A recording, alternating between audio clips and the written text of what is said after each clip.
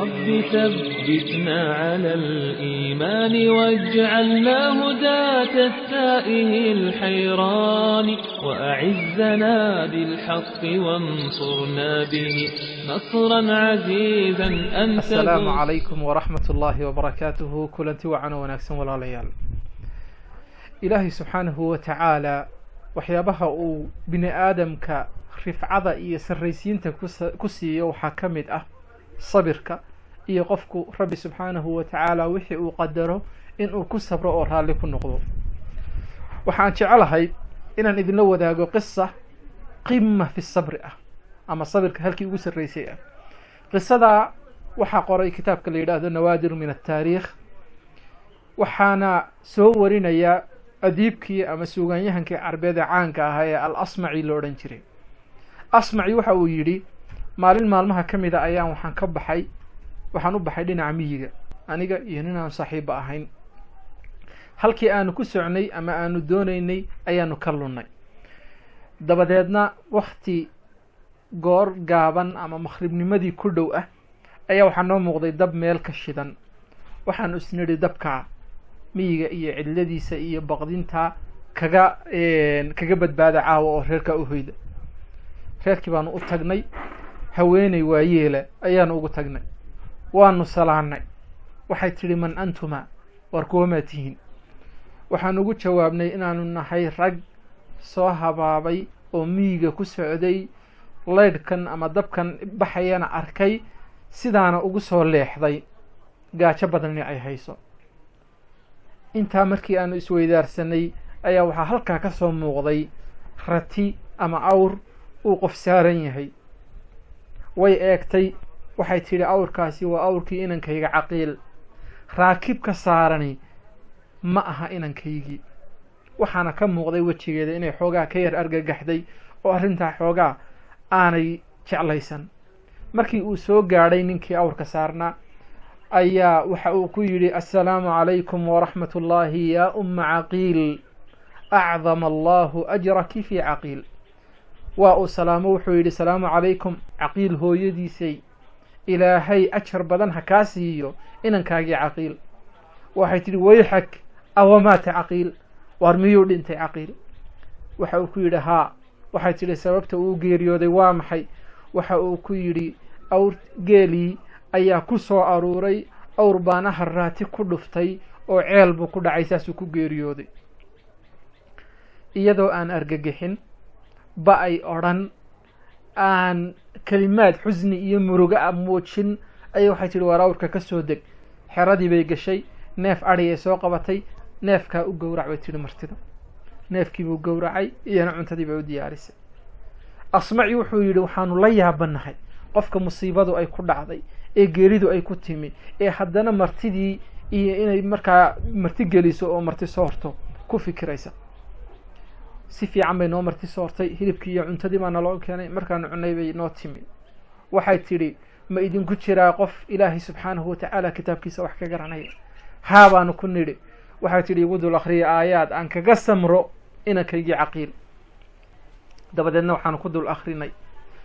ولنبلونكم بشيء من الخوف والجوع ونقص من الأموال والأنفس والثمرات وبشر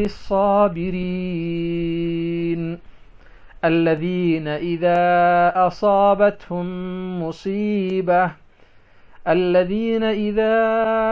أصابتهم مصيبة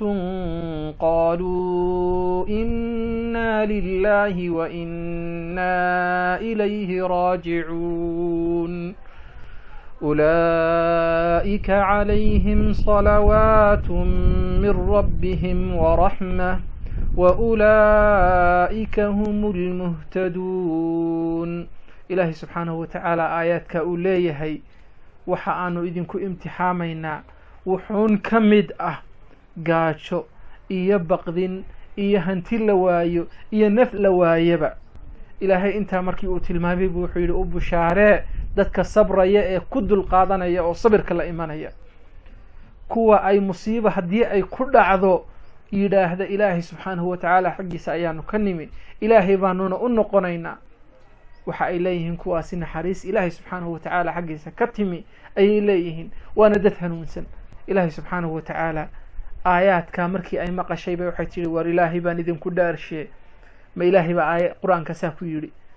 waxay ugu jawaabeen haa wallahi ilaahay baa saa yidhi waxay tihi allaahuma ajirnii fii musiibatii wakhluf lii khayran minha ilaahay oo musiibada igu dhacday iyo inankaygiyo aan waayey ajarkeeda isii wax khayr badanna iigu bedel asmaci wuxuu yidhi waxaanu la yaabnay sabirkeeda iyo sida aanay u argagixin sida aanay u qaylin u barooran dhabannada u garaacin maryaha u jeexjeexin qisadaasi waxay walaalayaal tusaale inoogu tahay dadkii salafka ahaa ee wanaagsanaa sida ay u dhaqmi jireen marka masaa'ibtu ay yimaadaan ilaahay subxaanahu watacaala waxyaabaha uu ku imtixaamayo marka ay yimaadaan sida ay dadkaasi ilaahay subxaanahu watacaala u xasuusan jireen rabbi subxaanahu watacaala kitaabkiisuna uu tasliya iyo wax ay markaa kaga samraan dhibaatada ku dhacday u ahaa ayna ugu noqonayeen rabbi subxaanahu watacaala ayuu ina tusayaa nabigeena sala allahu calayhi wasalam waxaa ka sugan xadiidka ummi salama radia allahu canha wa ardaaha ay warinayso inuu nebigu sala allahu calayhi wasalam yidhi maa min cabdin tusiibuhu musiibah fayaquul ina lilah وإنا إليه راجعون اللهم أجرني في مصيبتي واخلف لي خيرا منها إلا آجره الله في مصيبته وأخلف له خيرا منها نبي صلى الله عليه وسلم وحو يري مجر أدون أي كل عيسى مصيبه دبدادنا أرانيا إنا لله وإنا إليه راجعون إلهي مصيبة إقود عضي أجر كذا إسي wax khayr badanna ilaahay igu bedel ilaa haddii uu qofka saa yidhaahdo ilaahay wax ka khayr badanna uu ugu bedela ajarkeeda oo dhammaystiranna wuu siiyaa rabbi subxaanahu watacaala ummi salama waxay tidhi maalintii uu dhintay zawjkeedii uu dhintay ayaa lagu yidhi sidaa dhe waxay tidhi waan qaadan waaye waxaan idhi talo qofka ka khayr badan ninkaygii oo imanaya waa kuma ilaahay subxaanahu watacaala booskiisii wuxuu ku bedelay rasuulullahi sala allahu calayhi wasalam oo waxay noqotay ilaa yowmi alqiyaama inay noqoto ummi lmu'miniin hooyooyinkii mu'miniinta hooyo ka mida in ay noqoto ayuu ilaahay subxaanahu watacaala qadaray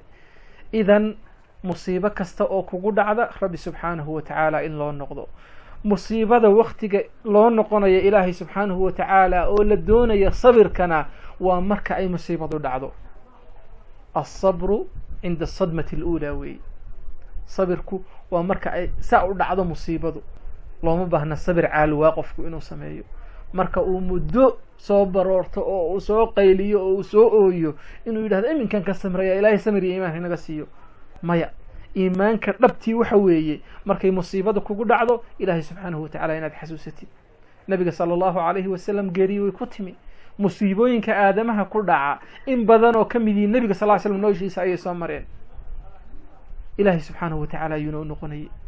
markii uu geeriyooday ibraahim oo inankii nebiga sala allahu calayh wasalam ahaa nebigu wuxuu lahaa wa inaa calaa firaaqika yaa ibraahimu lamaxzuunuun aad baan uga murugeysanahay uu lahaa ina alcayna latadmac wa ina alqalba layaxzan walaa naqulu ila maa yurdii rabbana wa inaa calaa firaaqika yaa ibraahimu lamaxzuunuun ayuu lahaa ishu way ilmaynaysaa qalbiguna wuu murugoonayaa wax ilaahay raalli geliya mooye wax kalena odhan mayno ibraahiimow inaad naga tagtay waanu ka murugeysanahay ayuu lahaa saasaa la doonayaa oo salafka in lagaga daydo iyo dadkii wanaagsanaa sabirka iyo dulqaadka ay samaynayeen masaa'ibta sidii ay ula tacaamulayeen adduunka sidii ay u aaminsanaayeen in dunidu ay tahay daaru mamar meel la marayo daar aakhiro oo la tegayaana ay jirto qof kasta oo dunida yimaadaana masaa'ibtan badan ee dhacaysa wuxuun ka mida inay soo asiibayaan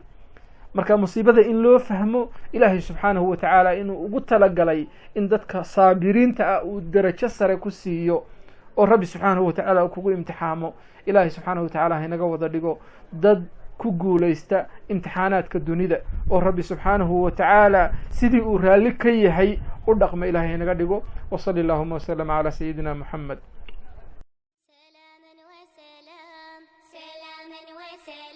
fadlan si ay kuu soo gaadhaan muuqaalada dambe guji barta cas oo ku dhufo subscribe mahadsanid